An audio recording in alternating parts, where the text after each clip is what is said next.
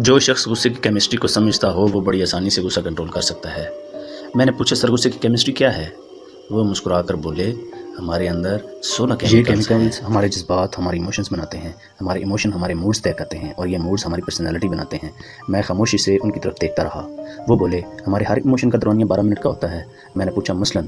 وہ بولے مثلاً غصہ ایک جذبہ ہے، یہ جذبہ کیمیکل ریئیکشن سے پیدا ہوتا ہے۔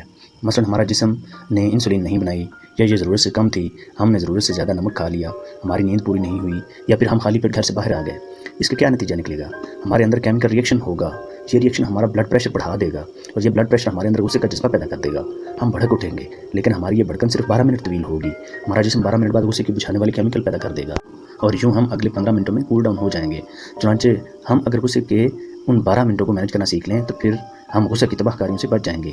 میں نے عرض کیا کیا یہ نسخہ صرف غصے تک محدود ہے؟ وہ مسکرا کر بولے جی نہیں، ہمارے 6 بیسک ایموشنز ہیں: غصہ، خوف، نفرت، حیرت، لطف اور اداسی۔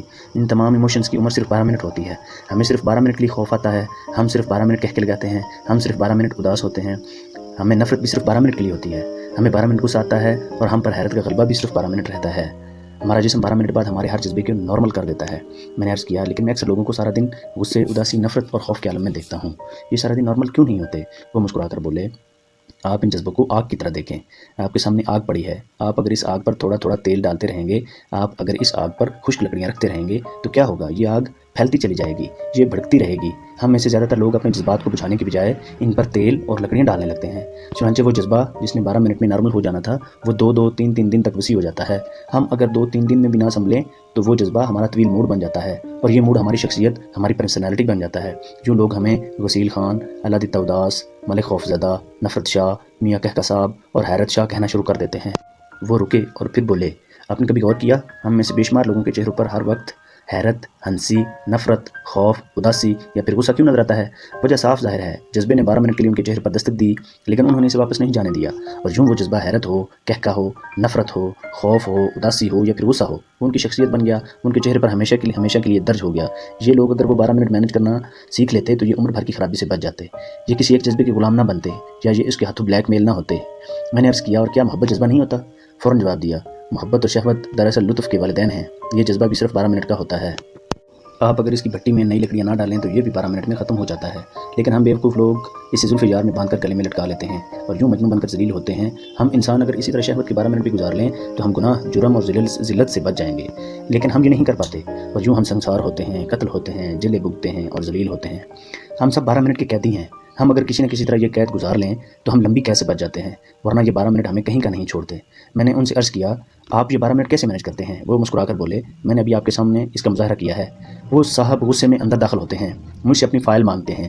میں نے انہیں بتایا میں آپ کی فائل پر سگنیچر کر کے واپس بھجوا چکا ہوں، لیکن یہ نہیں مانتے۔